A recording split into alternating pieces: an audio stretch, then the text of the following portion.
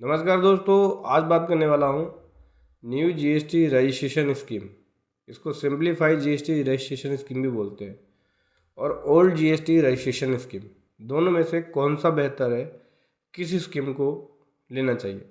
अगर आप GST registration कराने जा रहे हैं तो दोनों स्कीम को समझ लो, दोनों का कंपैरिजन भी बताऊँगा और कहाँ आपको ज़्यादा बेनिफिट मिलेगा।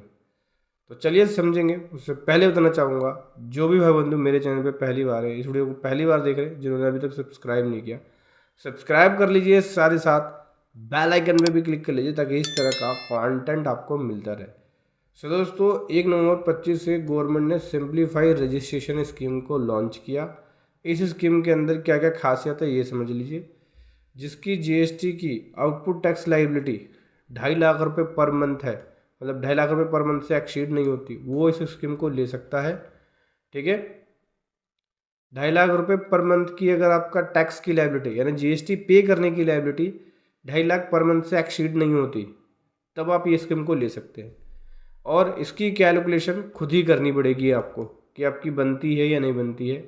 जो भी बिजनेस आप करने जा रहे हो शुरू, तो उसका आपको एक प्रोजेक्ट रिपोर्ट तैयार कर लेना होगा कि मेरी टैक्स की लायबिलिटी कितनी बनेगी। और 2.5 लाख से ऊपर की बन रही है आपकी पर मंथ, तो उस केस में आपको नॉर्मल रजिस्ट्रेशन लेना होगा। और 2.5 लाख से कम है तो आप इस स्कीम में ले सकते हो रजिस्ट्रेशन।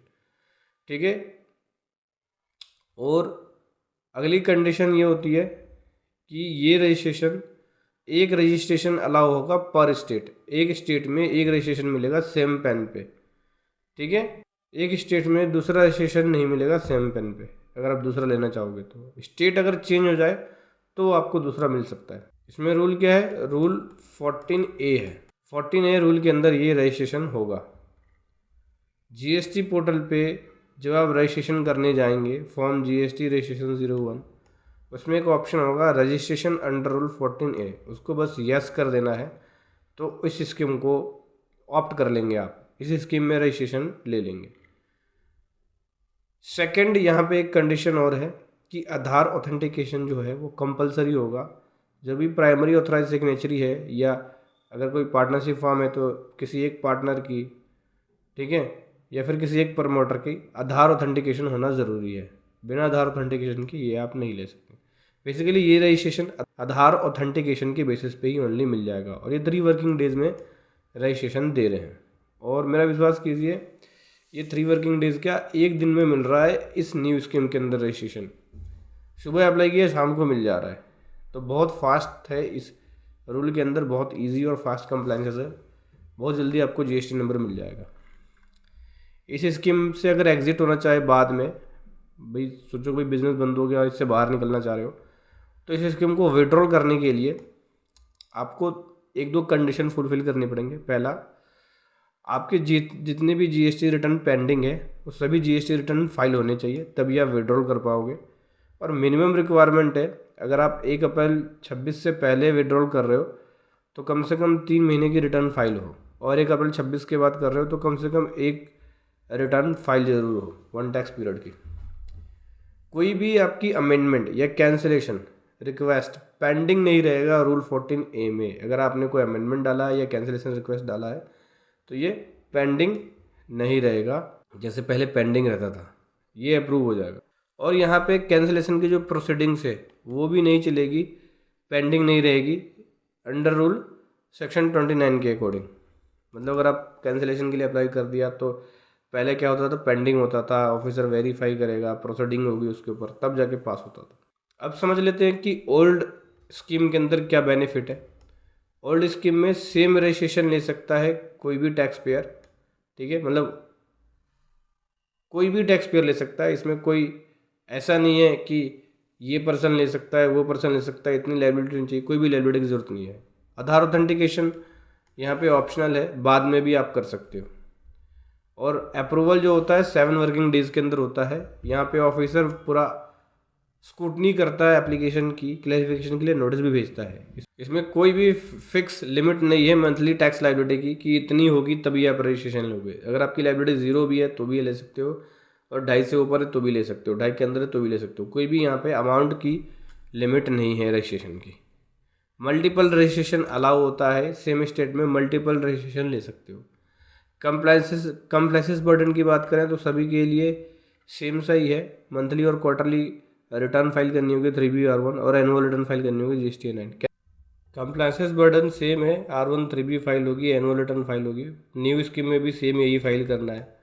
एग्जिट और कैंसिलेशन की बात करें तो नॉर्मल प्रोसेस होगा एग्जिट और कैंसिलेशन में, इसमें ऑफिसर प्रोसीडिंग भी करेगा। न्यू रूल के अंदर मैंने आपको बताया स्मॉल टैक्स पेयर के लिए लोअर लायबिलिटी के लिए बहुत बेस्ट स्कीम है। इस स्कीम के अंदर आप जल्दी और फास्ट रजिस्ट्रेशन मिल जाएगा आपको। इसमें आधार ऑथेंटिकेशन के बेसिस पे मिलता है, अप्रूवल 3 वर्किंग डेज के अंदर है। आउटपुट टैक्स लायबिलिटी 2.5 लाख रुपये पर मंथ से ज़्यादा है तो आप एलिजिबल नहीं होंगे, 2.5 लाख रुपये पर मंथ से कम है तो आप ले लेंगे। 2.5 लाख रुपये पर मंथ से कम होना चाहिए, उससे एक्सीड नहीं होना चाहिए। इसमें एक रजिस्ट्रेशन पर पेन पर स्टेट अलाउ है, ठीक है। क्विक प्रोसेसिंग है, एक फीवर चेक है। इसके अंदर स्पेशल रूल है कि एग्जिट के लिए मस्ट फाइल मिनिमम रिटर्न, जैसा कि बताया भाई पेंडिंग रिटर्न्स फाइल होने चाहिए।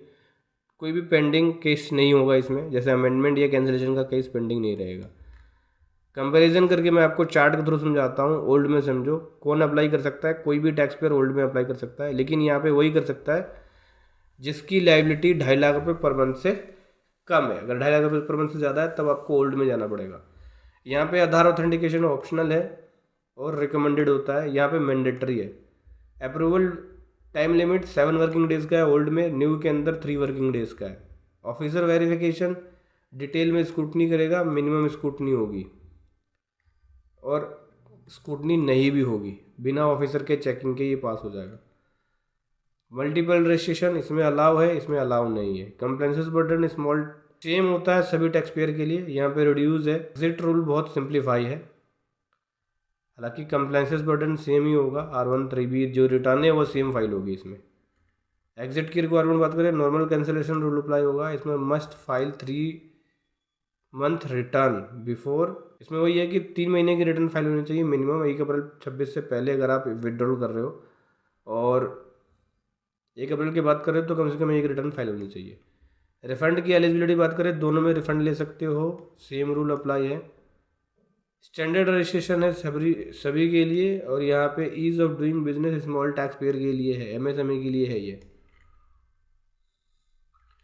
तो वेरी सिंपल लैंग्वेज में मैं आपको बोलूँ तो अगर कोई लार्ज एंटरप्राइजेस है जिसका टैक्स का ज़्यादा बर्डन होता है तो वो ओल्ड में जाए, और जिसका टैक्स का बर्डन कम होता है वो न्यू स्कीम में रह सकता है।